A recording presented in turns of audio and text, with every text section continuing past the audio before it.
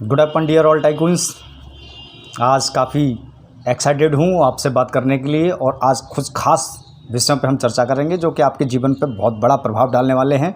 और ये बात निश्चित है कि आज अगर आपने कुछ बातों ऐसी मैं लेकर के आया हूँ आपके सामने जिनको आपने अगर अपने जीवन में ढाल लिया, अप्लाई कर लिया तो ज़िंदगी बहुत जल्दी बदल सकती है। क्योंकि हमेशा से कुछ चीज़ें ऐसी घटित होती रही हैं जो हमारे जीवन में बहुत बड़ा प्रभाव डालती रही हैं। तो कुछ ट्रेंड्स हमेशा से आते रहे हैं। ट्रेंड्स के बारे में आज चर्चा करेंगे हम आपसे कि क्या ट्रेंड्स ने क्या क्या जीवन पर असर डाला और क्या प्रभावित हुए, और आने वाले समय में भी हम अपने जीवन को किस तरीके से बेहतर बना सकते हैं।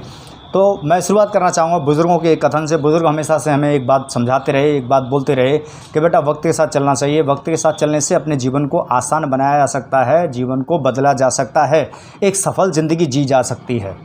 तो वक्त क्या था वो समझ में आया नहीं आया कोई पता नहीं है, लेकिन आज अगर आप इस बात को समझ गए तो आप अपने जीवन को बेहतर स्तर पर पहुंचा सकते हैं। जी हाँ दोस्तों, जिन्होंने पहले जाना उनका जीवन बहुत अच्छे स्तर पर था, है और हमेशा रहने वाला है। क्योंकि जो समझ गए वो समझ गए, जो ना समझे वो ना समझे। तो कुछ ऐसी चीज़ें, कुछ ऐसी बातें, कुछ ऐसे ट्रेंड्स क्या हैं वो आप जानते हैं। बहुत सारे लोगों के लिए वो ये नई बातें होंगी, लेकिन जी हाँ दोस्तों, हमेशा नई रहती हैं। हमेशा कुछ न कुछ नया होता है। तो जीवन में दो चीज़ें होती हैं, नए के साथ में विरोध हमेशा होना शुरू हो जाता है। तो जानते हैं आज की ये जो ट्रेंड्स की बातें हैं वो ट्रेंड्स क्या हैं। तो ट्रेंड्स से सबसे पहले हम बात करेंगे 1950 की। जी हाँ दोस्तों, 1950 में सबसे पहला ट्रेंड्स था। एक समय था, एक ज़माना आया था जिसको बोलते हैं हम प्लास्टिक का एक समय शुरू हुआ 1950 में करीब। और हमारे जैसे ही प्लास्टिक हमारे जीवन में आना शुरू हुई और लोगों ने इसका विरोध करना शुरू किया, ये बहुत ख़राब चीज़ है, ना सड़ती है, ना गलती है, ना नष्ट होती है, और बहुत ही इसका हानिकारक परिणाम होता है। तो बहुत सारे लोग विरोध कर रहे थे। और आज अगर हम बात करें तो बहुत सारे लोगों ने उस ज़माने में फैक्ट्रियाँ बनाई, कंपनियाँ बनाई, शोरूम खोल दिए बड़े बड़े, मतलब बहुत कुछ किया और बहुत कुछ आज भी हो रहा है, लगातार हो रहा है। तो आप जानते हैं कि इसका परिणाम क्या है। आज 90% प्रयोग होने वाली घरों में जो वस्तु है वो प्लास्टिक है। तो एक समय था, और ये एक समय ऐसा था जहाँ लोगों के सामने एक नई चीज़ थी, एक नया आविष्कार था, और आविष्कार हुआ और विरोध हुआ तो आपके सामने परिणाम है कि किस तरीके से हमारे जीवन शैली में आज प्लास्टिक किस कदर घर कर चुकी है। तो दोस्तों आपको भी समझना चाहिए, 1950 की बात है। 1950 में मैं और आप तो थे नहीं, तो हमने तो विरोध किया नहीं है, और जिन्होंने विरोध किया उसकी विषय में हम बात कर रहे हैं। और जो विरोध कर पाए थे उनका जीवन कहाँ रहा, किस तरीके से उनका जीवन रहा, और जिन्होंने इसको लागू किया, समर्थन दिया, वो आज किस स्तर पर हैं।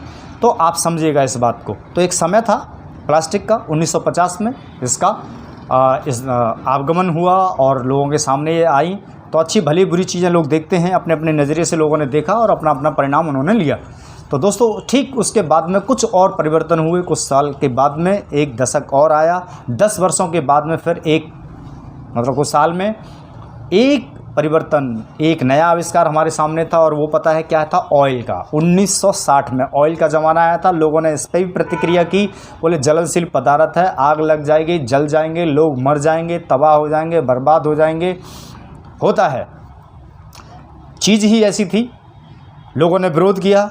बहुत सारी चीज़ें हैं, आपको पता है, सारी चीज़ जानते हैं, लाभ हानि दोनों चीज़ें होती हैं। लेकिन आज पूरी दुनिया, पूरी तेल से अर्थव्यवस्था, सब कुछ बदल गया। आज अर्थव्यवस्थाएं होने लगी, इस पर चलने लगी हैं। तेल पे आप जानते हैं, जब भी कुछ महंगाई होती है, पेट्रोल, डीजल, खाने के तेल, बहुत सारी चीज़ें इससे जुड़ी हुई हैं। कि तेल एक ही नहीं होता, ऑयल्स एक ही नहीं होता, ऑयल कई प्रकार के होते हैं। तो बहुत सारी चीज़ें होती हैं। और एक नया इस दुनिया में एक नया हमारे सामने एक आविष्कार था, एक नई चीज़ थी। लोग विरोध कर रहे थे और लोग इसको लागू कर रहे थे। बहुत सारे लोगों ने कंपनियां बनाई, फैक्ट्रियां बनाई, कारखाने खोले, बहुत कुछ किया। बहुत सारे लोगों ने रिफाइनरी बना ली, और आज लोग विरोध करते रहे। विरोध शायद आज भी करते होंगे, लेकिन आज पूरी दुनिया का चक्र तेल पर चलता है। और आप जानते हैं खाने के तेल अलग हैं, बॉडी के तेल अलग हैं, और हमारे वाहन एक्टिविटी के लिए, हमारे आने जाने के लिए अलग हैं। क्योंकि पूरी दुनिया, हमारी जो दुनिया है, आप जानते हैं कि उसमें कोई चीज़ जब भी नहीं आती है तो कुछ लोग समर्थन करते हैं, कुछ लोग विरोध करते हैं, और ये चीज़ें बढ़ती रहती हैं, आगे बढ़ती आती हैं। और आज परिणाम हमारे सामने तेल का किस कदर आप देख सकते हैं। और भी इसकी गहराई में अगर जानेंगे, आप समझेंगे तो बहुत कुछ आप प्राप्त कर सकते हैं इससे। लेकिन आपके जीवन में इसका कितना बड़ा परिणाम मिलने वाला है, ये आपको विचार करने की ज़रूरत है, आपको सोचने की ज़रूरत है। क्योंकि आप दो कैटेगरी होती है हमेशा, एक अच्छी और एक बुरी। आप किस कैटेगरी में हमेशा रहना चाहते हैं? हमेशा सही और गलत के चक्कर में नहीं रहना चाहिए कि सही क्या और गलत क्या है, परिणाम क्या है वो हमें देखने चाहिए इसके। तो आज सब जानते हैं आज इसका क्या है, कैसे है। फिर थोड़ा सा समय परिवर्तित हुआ, एक नई सुबह फिर हमारे सामने थी, एक नया आविष्कार हमारे सामने था और परिवर्तन हुआ। और परिवर्तन इस बार क्या था, 1970 में ऑटोमोबाइल का ज़माना आया और फिर से एक बार एक चक्र, एक पहिया घूम गया और हमारा देश था घोड़ा गाड़ी का, हाथी घोड़े का। आपको पता है किस तरीके से शान और शौकत के साथ में हमारे देश में राजा महाराजा सब तरह के लोग गाड़ी घोड़ा बैलगाड़ी पर चला करते थे और मज़े से अपने जीवन पद यात्रा किया करते थे और जीवन की अपनी जो यात्रा है उसको चला करते थे, पद यात्रा करते थे और फिर घोड़ा गाड़ी ये सब कुछ चलते रहे, धीरे धीरे आविष्कार होते रहे। फिर 1980, मतलब ज़्यादा गहराई में मत जाइए, थोड़ा थोड़ा मोटा मोटा उठा लीजिएगा, समझिएगा। 1980 में लोग बोले कि ये ऐसा वाहन है, ये रुकेगा नहीं, मर जाएंगे लोग। तो हमारे, आपको पता है कि जब हमारे 1980-70 के नज़दीक में जब हम ये सारी चीज़ें आ रही थी तो उस समय फिल्मों में भी बहुत सारी चीज़ें दर्शाई गई थी। घोड़ा गाड़ी की रेस लगाई गई थी कि कौन जीतेगा कौन हारेगा, तो वो एक अलग बात थी। लेकिन ये धीरे धीरे चीज़ें घट रही थी और ऑटोमोबाइल का पीरियड शुरू हो चुका था और दुनिया एक नई सुबह का इंतज़ार कर रही थी। और आज देख रहे हैं आप, पूरा ज़िंदगी ही बदल गई। जो सालों साल सफ़र किया जाता था वो यूँ मिनटों में हो जाता है और जो घंटों में आज आप कहीं से कहीं होते हैं, आपको पता है। तो हमारे देश में तो आपको पता है ट्रेन का भी आविष्कार बंदरों को बिठा करके किया गया था। रुकेगी नहीं, ये होगा, पता नहीं क्या क्या, मतलब बहुत सारी प्रतिक्रियाएँ आपने सुना है, मैंने भी सुना है। तो आप समझ सकते हैं इस बात को, किस तरीके से लोग विरोध करते हैं और किस तरीके से लोग इसको लागू करते हैं और बहुत सारी प्रतिक्रियाएँ होती हैं और ये सब सारे हमारे सामने घटित होती हैं। तो आप समझ सकते हैं। फिर एक और बात बढ़ती जाती है, सारी चीज़ें होती जाती हैं। फिर एक समय आया 1980 में आया था, आप सब जानते हैं, हमने भी देखा है, कंप्यूटर। मतलब हमने देखा, मतलब हमसे बड़े लोगों ने देखा। 1980 में मैं तो था नहीं ना, आप भी शायद हो ना हो, ये फ़र्क नहीं पड़ता, लेकिन 1980 में कंप्यूटर आया था। मतलब कंप्यूटर तो पहले भी होगा, उससे भी पहले था कंप्यूटर, लेकिन लागू करते करते प्रचलित होते होते इतना प्रचलित हुआ हमारे देश में कंप्यूटर का, इसका इतना विरोध करने लगे लोग कि इससे रोज़गार जो है कम होंगे, बेरोज़गारी बढ़ जाएगी, बहुत कुछ होगा। लोग जैसे जैसे थोड़ा सा बेसिकली कोर्स कर लेते तो 50-40 हज़ार रुपये यूँ कमा लेते थे, चुटकियों में, ऐसे बोलते थे, चुटकियों में कमा लेते थे उस ज़माने में, थोड़ा सा कोर्स करके, थोड़ा सा कोर्स सीख करके, समझ करके। लेकिन आज टेक्नोलॉजी किस तरीके से हमारे देश में विकसित हुई और किस तरीके से, कहते हैं कि अगर देश दुनिया को तरक्की करनी है तो टेक्निकली जल्दी आप ग्रोथ कर सकते हैं और ऐसा ही होता है।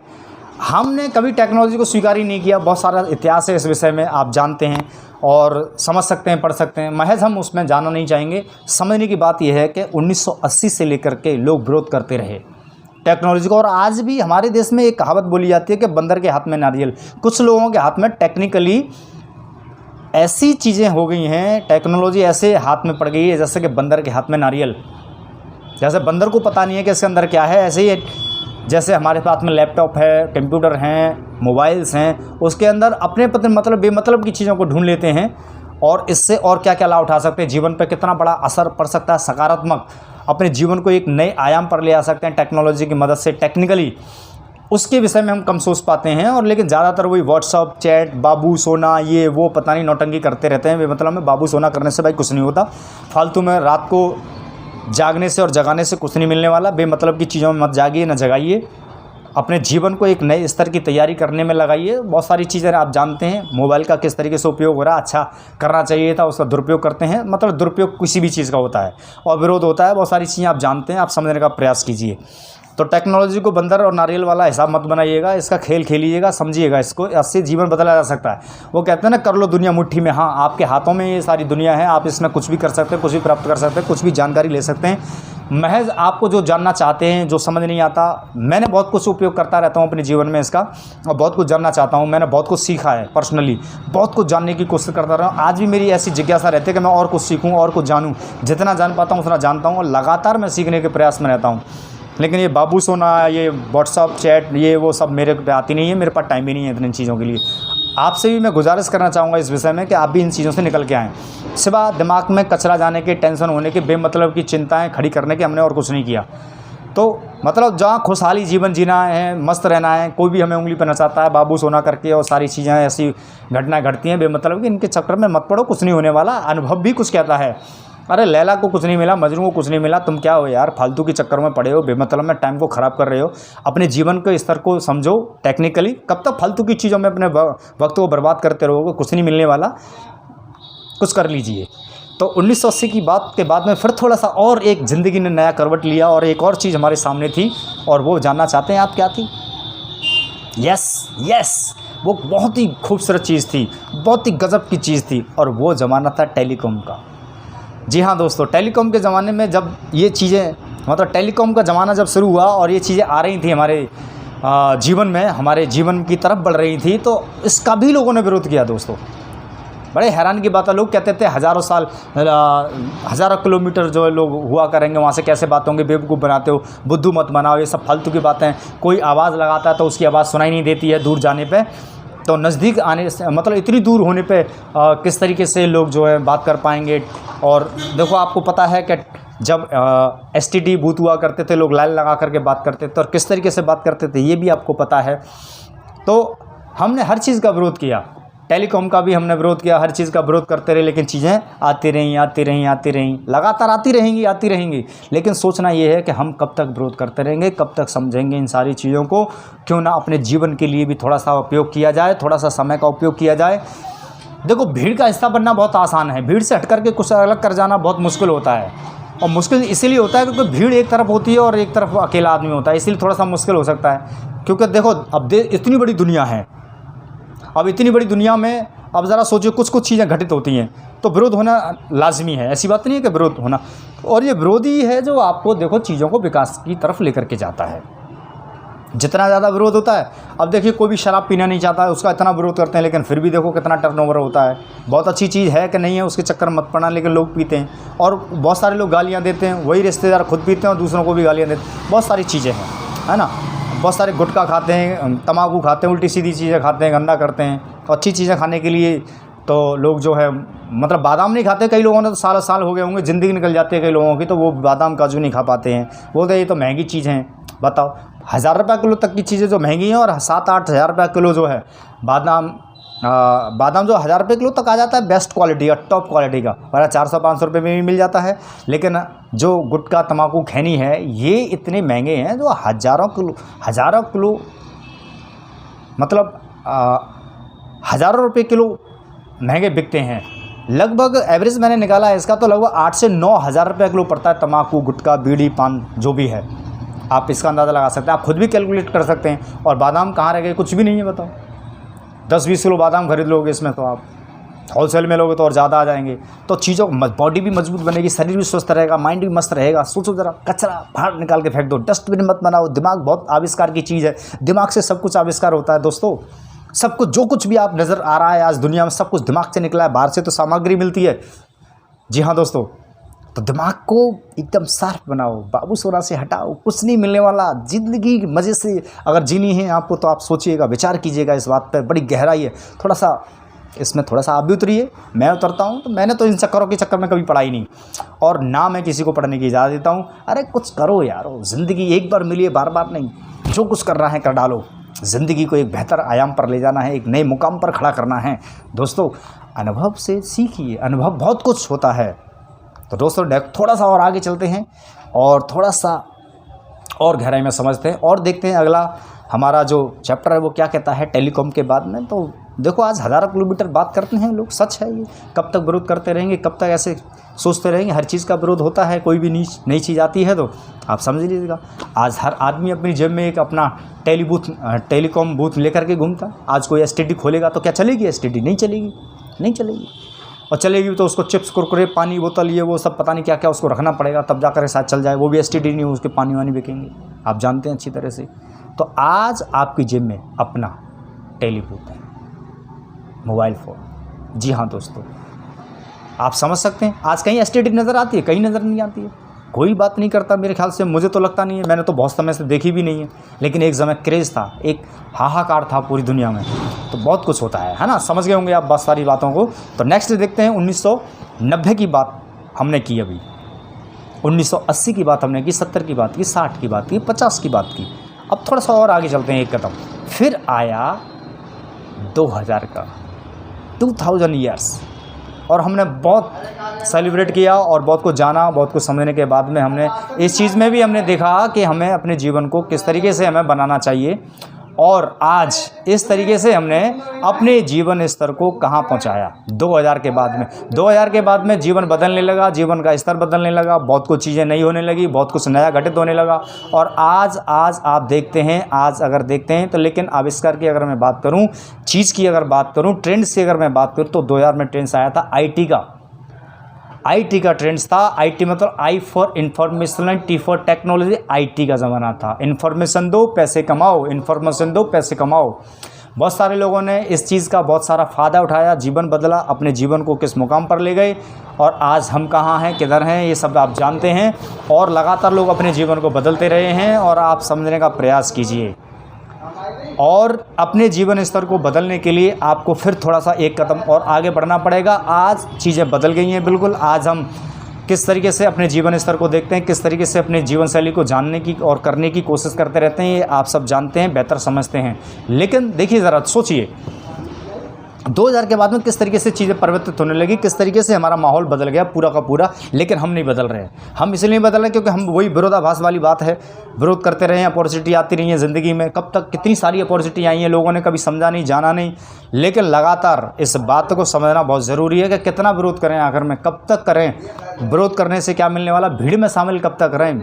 अब वो वाली बात हो जाती है कि भीड़ जिसके लिए वो बनना है, मुझे भीड़ में शामिल होना मकसद नहीं है मेरा। तो आपको इस बारे में सोचना चाहिए, विचार करना चाहिए, कब तक भीड़ का हिस्सा बने रहेंगे। भीड़ से निकलो, और जो व्यक्ति निकलता है इस भीड़ से, उसका जीवन परिवर्तित होता है, ज़िंदगी बदलती है दोस्तों। तो आपको विचार करना चाहिए, अपने जीवन को बदलना चाहिए। लेकिन अभी अगर आप बात करें तो एक और नया लेटेस्ट नया मॉडल आपके सामने है, डायरेक्ट सेलिंग। 2000 के बाद में अगर हमने इंडस्ट्री में ग्रोथ पाया है किसी भी इंडस्ट्रीज के मुकाबले, तो वो है डायरेक्ट सेलिंग नेटवर्क इंडस्ट्री। जी हाँ दोस्तों, इसकी भी शुरुआत हमारे देश में बहुत साल पहले हो गई थी, लेकिन शुरुआत होते होते 2016 में इस पर पहली बार गाइडलाइंस आई। उसके बाद में हमारा जीवन इस तरीके से बदला कि आज आप के सामने है। विरोध इसका भी कर रहे हैं लोग, डायरेक्ट सेलिंग का भी विरोध करते हैं। और 2021-28 दिसंबर को इस पर पहली बार कानून बना। जी हाँ दोस्तों, और कानूनन आज आप काम कर सकते हैं। इस इंडस्ट्री की बहुत बड़ी ताकत है, बहुत बड़ी इंडस्ट्री है। केपीएम और फिक्की की बात करें तो इसका भी कई साल पुराना एक डाटा था जिसने जारी किया था कि 2025 तक ये 65,000 करोड़ से भी ऊपर का टर्नओवर करेगी इंडस्ट्री। अब ज़रा सोचिए, अगर हम विरोध करते रहे इस इंडस्ट्री का भी और इसके विरोध में खड़े रहते रहे, तो ये तो इंडस्ट्री आप करें या ना करें, ये फिर भी इतना, इससे भी ज़्यादा, कई गुना ज़्यादा ग्रोथ करने वाली है, टर्नओवर करने वाली है। लेकिन क्या आपका टर्नओवर कितना होगा, क्या आप कितना पैसा कमा पाएंगे, आपकी ज़िंदगी जीवन शैली कैसी होगी, ज़रा सोचने वाली बात ये है। आज भी ये एक नया हमारे सामने मॉडल है डायरेक्ट सेलिंग का। इसके भी बहुत सारे लोग विरोध करते हैं, न जाने क्या आ गया, लूटने वाला, ठगने वाला, पता नहीं क्या क्या, मेरे से भी लोग बोलते थे। तो आप ज़रा विचार कीजिएगा, आज भी विरोध करते हैं। घर वाले विरोध अलग करते हैं, रिलेटिव अलग करते हैं, दोस्त अलग करते हैं, पड़ोसी, मोहल्ला, गांव, शहर, पता नहीं क्या कितना विरोध कर, सारे के सारे लोग विरोध कर रहे हैं। मैंने इस खेल को थोड़ा सा गहराई में समझने का प्रयास किया, तो एक खेल से रिलेटेड किया कि ये मतलब किस तरीके से रिलेट कर रहा है। तो मैंने देखा कि ये कबड्डी खेल आपने खेला होगा और जानते भी होंगे और देखा भी होगा। ये कबड्डी की तरह है, एक लाइन होती है, उसको छूने के लिए लोग कबड्डी खेलते हैं और उसको छूने के लिए जीत जाया करते हैं उसे छूने से। तो बहुत सारे लोग होते हैं टीम के, उसको पकड़ते हैं और उसको दबोच लेते हैं और पीछे खींचते हैं, उसकी टांगें पकड़ के, हाथ पकड़े, सब कुछ पकड़ के उसका बदन को उठा करके ले जाते हैं और पीछे खींचते हैं ताकि वो उस लाइन को छू ना सके, और अगर वो उस लाइन को छू गया तो वो जीत जाएगा। ठीक इसी तरह का हमारा डायरेक्ट सेलिंग इंडस्ट्री है। इसमें भी लोग आगे बढ़ना चाहते हैं, ज़िंदगी बदलना चाहते हैं और अपने जीवन को बेहतर आयाम देना चाहते हैं, खुशियाँ पाना चाहते हैं, ड्रीम पूरा करना चाहते हैं, अपने सपनों के लिए काम करना चाहते हैं, अपनी जीवन शैली को अच्छा बनाना चाहते हैं, अपने व्यक्तित्व का निखार लाना चाहते हैं, व्यक्तित्व को बदलना चाहते हैं, अपने पर्सनली डेवलप बढ़ना चाहते हैं, सब कुछ करना चाहते हैं। लेकिन इसके भी विरोध होते हैं और इस कदर विरोध होते हैं, इसके बारे में कोई सोच भी नहीं सकता। और वही अपने रिश्तेदार, पड़ोसी, गांव के, शहर के, मोहल्ले, सब तरह के लोग जो हैं इसका विरोध करते हैं। जब भी हम कोई प्लान प्रेजेंट करने जाते हैं तो ठग बोलते हैं, पता नहीं क्या क्या शब्दों का उपयोग करते हैं, आप सब जानते हैं और सब देखा है। लेकिन क्या विरोध करने से चीज़ें बदलेंगी? लोग तो करोड़ों रुपए कमा रहे हैं, लोग लगातार अपने जीवन को बदल रहे हैं, क्या हम बदल रहे हैं? कब तक विरोध करते रहेंगे, ज़रा बताइए। मैं भी इस इंडस्ट्री से आया हूँ, मैंने भी इस इंडस्ट्री का एनालिसिस किया है, बहुत गहराई से किया है। मैं बहुत कुछ बातें आपको इसके बारे में बता सकता हूँ, लेकिन एक चीज़ मैं आपको बताता हूँ, अगर मैंने डायरेक्ट सेलिंग को नहीं चुना होता तो मैं आज कहीं कुछ नहीं होता। क्योंकि डायरेक्ट सेलिंग इंडस्ट्री की वजह से आज हमने अपने जीवन में वो किया है जो कोई कर नहीं सकता। आपको भी इस विषय में सोचना चाहिए, विचार करना चाहिए। इससे बेहतर और कोई चीज़ है भी नहीं। इसके कंपैरिजन आप किसी से भी कर सकते हैं, उससे बेहतर ही पाएंगे। आप कुछ भी कंपैरिजन कर लीजिएगा। जी हाँ दोस्तों, क्योंकि मैं जब इस इंडस्ट्री में आया था तो पैदल चलने वाला व्यक्ति था। जी हाँ दोस्तों, पैदल चलता था और मैं अपने जीवन को बदलने के लिए इस इंडस्ट्री में आया था, न कि इसमें आजमाने के लिए, देखने के लिए, समझने के लिए कि ये क्या है, कैसे है, कुछ नहीं। मुझे इस इंडस्ट्री में भविष्य नज़र आ रहा था। मुझे इस इंडस्ट्री में अपना ही नहीं, न जाने कितने लोगों का भविष्य था जो मैंने इस इंडस्ट्री में आकर के काम किया। आज इस इंडस्ट्री में पैदल चलने वाला व्यक्ति 10 लाख रुपए की Honda top model car amaze में चलता है। जी हाँ दोस्तों, आज मेरे पास इस इंडस्ट्री की वजह से 10 लाख रुपए की कार है जो कि होंडा की टॉप मॉडल अमेज है। ज़रा अंदाज़ा लगाइए। अगर हम बहुत सारे लोगों ने ऐसे इंडस्ट्री में काम किया था, अपलाइन में, डाउनलाइन में, टीम में, इधर उधर बहुत सारे लोगों ने शुरुआत की थी। आज उनमें से कोई भी व्यक्ति इस मुकाम पर नहीं है, क्योंकि उन्होंने शायद, मुझे लगता है, इसको समझा नहीं, जाना नहीं, या विरोध का वो सामना नहीं कर सके। मैं आज इंडस्ट्री में अभी तक बना हुआ हूँ और हमेशा, मैं तो छोड़ो, मेरा पूरा खानदान इसमें बना रहेगा। ये इंडस्ट्री इतनी खूबसूरत है, इतनी ज़बरदस्त है।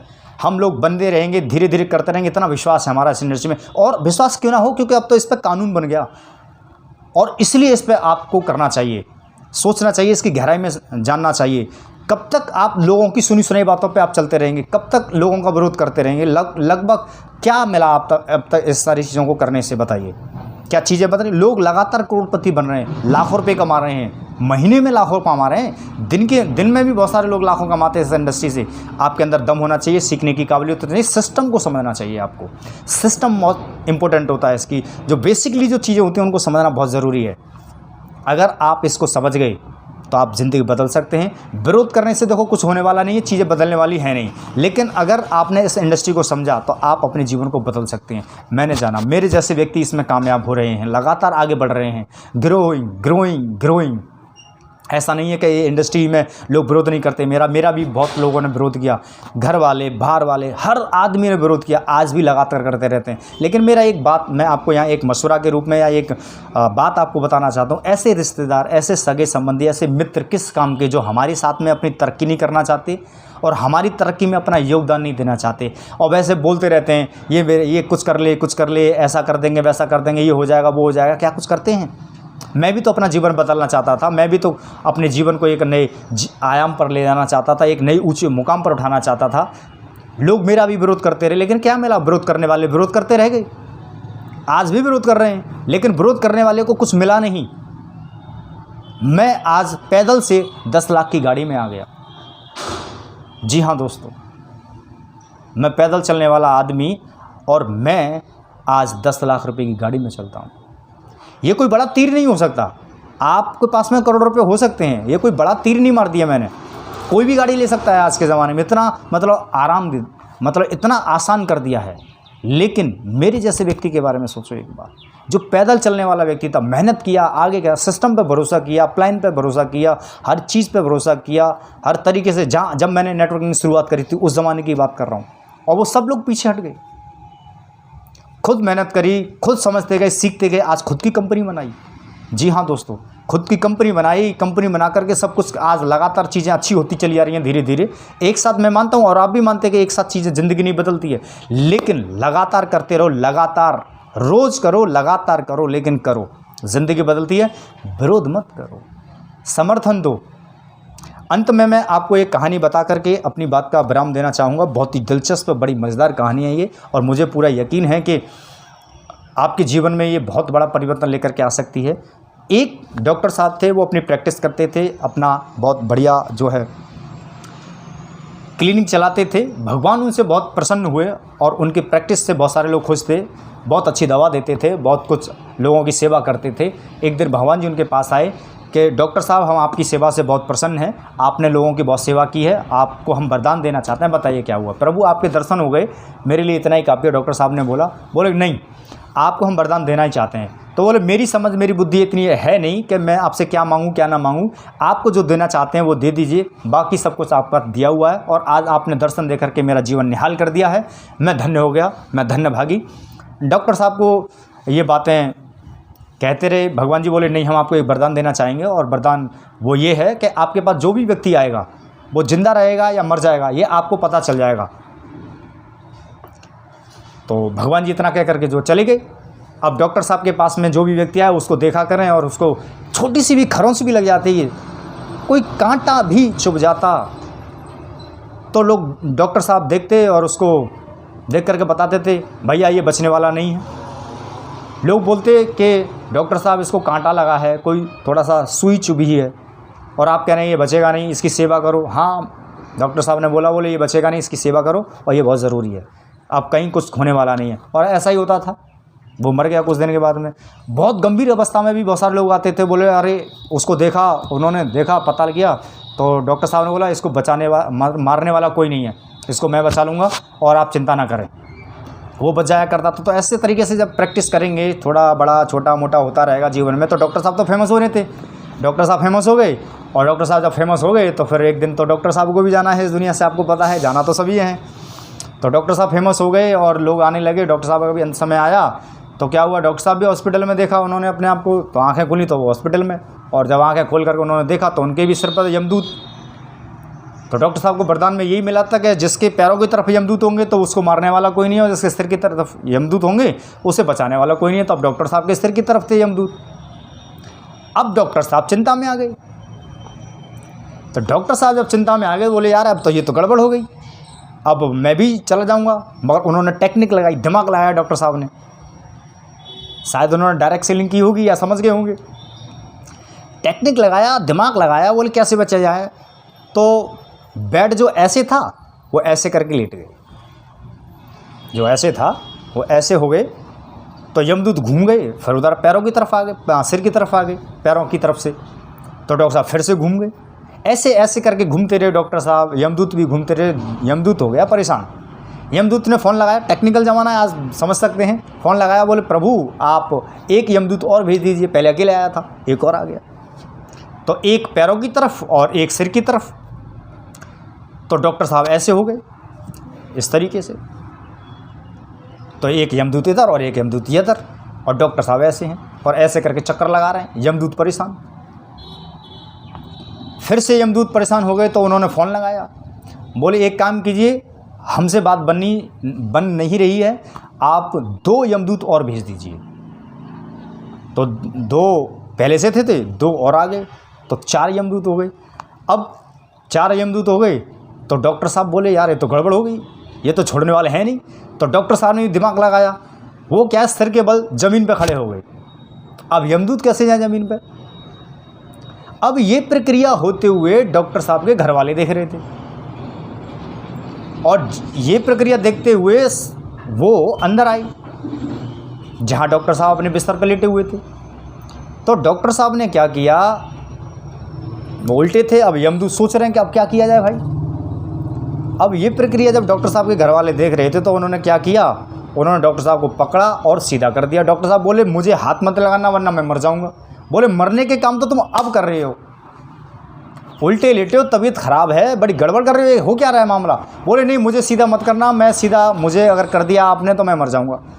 और डॉक्टर साहब को बिस्तर पर लिटाया और वो दुनिया से चले गए। अब यमराज के पास पहुँचे डॉक्टर साहब। तो यमराज साहब बोले क्यों डॉक्टर साहब, बड़ी टेक्निक लगा रहे थे, देखो हमारे यमदूत ले आए ना हमको। तो डॉक्टर साहब ने पता है क्या बोला, बोले डॉक्टर साहब आपके यमदूत तो मेरा कुछ भी नहीं कर सकते, वो तो मेरे घर वाले थे जो ऐसी करा गए, मतलब घर वालों की वजह से मैं यहाँ आ गया, वरना आपके यमदूत कुछ नहीं कर पाते। तो कई लोगों के लिए विरोधाभास उसकी फैमिली वाले हो सकते हैं, कुछ दोस्त हो सकते हैं, कुछ पारिवारिक हो सकते हैं, कुछ मित्र हो सकते हैं, कोई भी हो सकता है। मतलब अगर ज़िंदगी में कोई व्यक्ति ज़िंदगी बनाना चाहता है और ज़िंदगी को अच्छे मुकाम पर ले जाना चाहता है और ज़िंदगी में आगे बढ़ना चाहता है, तो मेरा ये मानना है कि उसका समर्थन करो। तो समर्थन करने वालों का नाम होता है, विरोध करने वालों को कौन पूछता है बताओ। आप सब जानते हैं और उदाहरण भी देते हैं। कोई भी व्यक्ति है हम सुन करके बातों को अमल कर लेते हैं, और वो उसने किया वो फेल हो गया, उसने किया वो फेल हो गया, इसने किया उसने किया कुछ नहीं हुआ। अरे भैया मैं आपको बता दूं, कुछ लोग काम ही फेल होने के लिए करते हैं। जी हाँ दोस्तों, ये अटल और कड़वी सच्चाई है। कुछ लोग आते ही इसलिए हैं कि हम फेल हो जाएं, कुछ लोग शुरुआती इसलिए करते हैं कि हम फेल हो जाएं, और लोगों को लगता है कि ये कामयाब नहीं हो रहा है, इतने दिन से मेहनत कर रहा है। या तो वो सिस्टम पे नहीं है, जिसने सिस्टम को नहीं समझा वो बुद्धू है, या फिर बुद्धू बना रहा है सबको, अपने घर वालों को भी, अपनी फैमिली को, अपने रिलेटिव को, अपने मित्रों को। अगर कामयाब नहीं होते तो एक भी नहीं होता इस इंडस्ट्री में। अगर कामयाब हुए हैं और हो रहे हैं और लगातार होते रहेंगे तो फिर वो क्यों हो रहे हैं, आप क्यों नहीं? सिर्फ एक ही बात है, क्या फेलियर के लिए काम करें या सक्सेस के लिए, ये निर्धारित कर लीजिए। कोई भी व्यक्ति जिस चीज़ के लिए काम करता है उसको वो परिणाम मिलता ही मिलता है। हम अपने बच्चों को स्कूल में पढ़ाते हैं तो वहाँ क्या उदाहरण यही देते हैं कि वहाँ स्कूल में मत पढ़ना, वो वहाँ जा कर के वो स्कूल ठीक नहीं है, वो वहाँ बच्चे फेल हो जाते हैं। स्कूल कॉलेज चाहे कोई भी हो दुनिया का, सभी में मेरे अनुमान में लगता है कि सभी कहीं ना कहीं फेल ज़रूर होते होंगे, और सभी स्कूल कॉलेजों में पास भी होते हैं लोग। तो क्या स्कूल कॉलेज बुरा है या अच्छा होता है? वो तो अपनी समझ और अपनी इंटेलिजेंस, अपना अटेंशन है, कि अपनी मेहनत है। तो बात सिर्फ इतनी सी है, सबको पता है कि रोड पर चलने से एक्सीडेंट होते हैं, मरते हैं, लेकिन फिर भी चलते हैं क्योंकि अपनी समझ है, अपना विश्वास है। तो दोस्तों नेटवर्क इंडस्ट्री भी ऐसी ही इंडस्ट्री है, इसमें भी लोग फेल होते हैं और पास होते हैं, यानी कि कामयाबी भी मिलती है और नाकामयाबी भी मिलती है। आप काम किसके लिए करना चाहते हैं, इम्पोर्टेंट बात ये है। तो दोस्तों हमारे बहुत सारे साथियों ने शुरुआत करी थी, आज वो कहीं नज़र नहीं आते, मैं उनको भी समझाने का प्रयास करता हूँ। समझो, सिस्टम को जानो और साथ में मेहनत करो, मिल करके बहुत बड़ा सिस्टम खड़ा कर लेंगे। वो समझेंगे, कब समझेंगे पता नहीं है, लेकिन हमारे साथ में लगातार बहुत लोग आ रहे हैं, ज़िंदगी को बदल रहे हैं, और एक दिन हम बहुत बड़ी इंडस्ट्री में, बहुत बड़ी इंडस्ट्री बनेंगे। जी हाँ दोस्तों, ये छोटी मोटी इंडस्ट्री नहीं है, ये बहुत बड़ी इंडस्ट्री है। मैं आपको आने वाले समय का एक छोटा सा डाटा बता रहा हूँ आपको। 2037 तक ये पूरी दुनिया की सबसे बड़ी इंडस्ट्री होगी, वो भी हमारे भारत की डायरेक्ट सेलिंग इंडस्ट्री, जो कि पूरी दुनिया से नंबर 1 होंगे हम। इतना बड़ा टर्नओवर होने वाला है, अरबों रुपए का एक एक व्यक्ति टर्नओवर करने वाला है। ज़रा सोचो, हम 10-20 हज़ार की नौकरी और एक सुंदर सी छोकरी के चक्कर में अपने जीवन को लगा देते हैं। क्या मिलता है? 10-20 हज़ार कमाओ, मैं रोकता नहीं हूँ, जितना कमाओ तो उतना, कोई दिक्कत नहीं, कोई तकलीफ़ नहीं है, कोई दिक्कत नहीं है। लेकिन क्या 10-20 हज़ार से जीवन बदलता है? और हम सब बोलते हैं महंगाई बढ़ रही है, महंगाई बढ़े, तो आमदनी भी बढ़नी चाहिए, इनकम भी बढ़नी चाहिए। आप जो काम कर रहे हैं उस काम को करने से जो मिल रहा है वो तो आपका है, साथ में 1 घंटा 2 घंटा सुबह शाम दोपहर कभी भी आप इसको कर सकते हैं, तो आपका जीवन निश्चित रूप से बदलेगा। डायरेक्ट सेलिंग वो इंडस्ट्री है, इसके विषय में जानो। मैं मानता हूँ थोड़ा सा आज कठिन है, कल ज़्यादा कठिन हो जाएगा, परसों लेकिन शानदार हो जाएगी ज़िंदगी, ये बात पक्की है। क्योंकि आज सीखेंगे, समझेंगे, कल को अप्लाई करेंगे, थोड़ा सा लोगों का आमना सामना होगा, अच्छे भले बुरे लोगों से मिलेंगे, कुछ समझेंगे कुछ नहीं समझेंगे, लेकिन परसों जब आपका जीवन बदल जाएगा तो शानदार होगा, ये बात निश्चित है। तो दोस्तों समझने का प्रयास करो, डायरेक्ट सेलिंग इंडस्ट्री बहुत बड़ी इंडस्ट्री है, इसको लोग समझते नहीं हैं। वही लगातार वही पैटर्न पर चले जा रहे हैं, पैटर्न बदल नहीं रहे हैं लोग, और फिर एक गाना गाते रहते हैं बेमतलब में, महंगाई है महंगाई है। अरे महंगाई है तो क्या हो गया, इनकम बढ़ाओ, सीधी सी बात। इनकम बढ़ाने के लिए कोई रोकता है क्या? कोई नहीं रोकता, लेकिन हम बढ़ाना नहीं चाहते, जहाँ है वहीं रहना चाहते हैं, इसलिए हम इसका विरोध करते हैं कि महंगाई है महंगाई है। अरे इतना पैसा कमाओ, इतनी मेहनत करो, अपने जीवन को इतना आसान बनाओ कि चीज़ें महंगी हों तो सस्ती लगने लगे। भाई आपके लिए सस्ती नहीं है, कई चीज़ें महंगी हैं, तो किसी न किसी लिए तो वो सस्ती हैं, क्यों? और उसके विषय में थोड़ा जानो कि यार वो खरीद सकता तो हम नहीं खरीद सकते, वो दिमाग लगा सकते तो हम भी तो दिमाग लगा सकते हैं, हमारे पास भी तो दिमाग है, तो क्यों नहीं दिमाग लगाते? और हमारे बुजुर्ग भी कहते थे इस बात को कि बेटा शरीर से नहीं दिमाग से काम करो, दिमाग का इस्तेमाल करो। तो यार शरीर के साथ साथ में थोड़ा दिमाग का भी उपयोग कर लो। मैं कहता हूँ दिल, दिमाग और शरीर तीनों को मिलाकर के पूरी शिद्दत के साथ में अपने जीवन को बदलो, और निश्चित रूप से आपका जीवन बदलेगा, बदलता है दोस्तों। वो कहते हैं कबूतर के आंख बंद करने से कभी बिल्ली नहीं भागती, तो आपके आंख बंद करने से कभी चीज़ें नहीं बदलने वाली हैं, ज़िंदगी नहीं बदलने वाली है। आप भले ही आंख बंद कर लो, वो अलग बात है कि कबूतर की गर्दन ही वो बिल्ली मरोड़ देती है और वो मर जाता है, वो उसी भय में मर जाता है कि कबूतर ने आँख बंद कर ली थी और बिल्ली चली गई। बिल्ली जाती नहीं है, जान ही चली जाती है।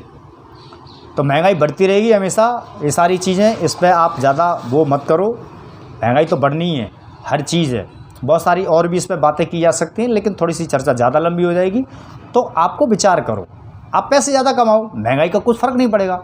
मैं आपको एक नाम लेता हूँ, अमिताभ बच्चन को कभी आपने ये कहते सुना कि महंगाई ज़्यादा बढ़ रही है, ये हो गया वो हो गया है, मेरे बच्चों के लिए परेशानी आ गई है। वो एक डायलॉग मारते हैं, ये लीजिए नवता तेल ठंडा ठंडा कूल कूल, टेंशन जाओ भूल। इतना कहने से लाखों करोड़ रुपये कमा लेते हैं। और आप और हम क्या तेल लगाने से टेंशन आती जाती है, उसके चक्कर मत पड़ना।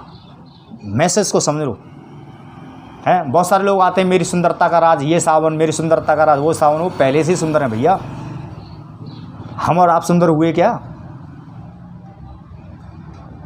समझो इस इंडस्ट्री को। डायरेक्ट सेलिंग इंडस्ट्री बहुत अच्छी है। आपका पाला अभी तक ऐसे लोगों से पड़ा होगा जो फेलियर हैं, जो छुट मुट पैसा कमा गए, भाग गए, नीयत न बदल सके अपनी, चोर चक्कों की तरह काम किया होगा, ठग बेईमान बन गए होंगे। इस इंडस्ट्री को जीने वाले लोगों से मिलो। मैं मानता हूँ विरोध हुआ होगा, बहुत कुछ मेरा भी हुआ है, ऐसी बात नहीं है कि मैं इस इंडस्ट्री में विरोध के बिना ही आगे यहाँ तक आ गया। अभी तो कुछ भी नहीं है, अभी तो कुछ भी नहीं है, अभी तो शुरुआत है। अभी इस इंडस्ट्री को समझे हैं, बहुत कुछ होना तो दोस्तों बाकी है। सारे ड्रीम पूरे होते हैं, जीवन को मस्त जिया जा सकता है। तो बहुत बातें हैं, बहुत कुछ इस इंडस्ट्री में होता है और आप इसको समझिए। मैं तो बस यही कहूँगा कि आप शुरुआत करें इंडस्ट्री की, समझें, चीज़ों को एनालाइज करना, वरना एक दिन ऐसा आएगा कि आपके बच्चे इस इंडस्ट्री को करेंगे और कहेंगे पापा आपने तो किया नहीं था, मम्मी आपने किया नहीं, बहन भाई को आप ब्लेम करते रहोगे कि काश आपने किया होता तो आज अलग ही मुकाम होता। लेकिन ये निश्चित है, आप नहीं करें तो मत करो, क्या फ़र्क पड़ने वाला है। लेकिन फ़र्क तो पड़ता है, आप पे नहीं पड़ता होगा, लेकिन बच्चों पे पड़ता है। ये ध्यान रखना, कल जब आपके बच्चे करेंगे ना, तब देखना आप। तो बहुत सारी बातें हैं दोस्तों, बहुत कुछ अच्छा लगा आपसे इस विषय में बात करके। इंडस्ट्री बहुत खूबसूरत है, बहुत शानदार है, बहुत अच्छा इसका जीवन है। एक व्यक्तित्व निखार होता है, जीवन को एक सही दिशा दी जा सकती है और बहुत कुछ है इस इंडस्ट्री में, बहुत कुछ पाया जा सकता है। इसमें कुछ भी कमी नहीं है, बहुत कुछ भरपूर मात्रा में मिलता है आपको। शर्त इतनी है कि एथिक्स पे बने रहें, सिद्धांतिक रूप से काम करें, ज़िंदगी को बदलें, अच्छे लोगों मिलें ना मिलें इसके चक्कर में भी ना पड़ें, खुद आप अच्छे बने। कहते हैं ना कि एक अच्छे इंसान की तलाश करने से बेहतर है कि आप स्वयं ही अच्छे इंसान बन जाओ, ताकि आपसे मिलकर के किसी इंसान की तलाश पूरी हो जाए। तो इसी बात के साथ में अपनी बात को आपको यहीं आज की चर्चा को समाप्त करते हैं। बहुत अच्छा लगा, धन्यवाद।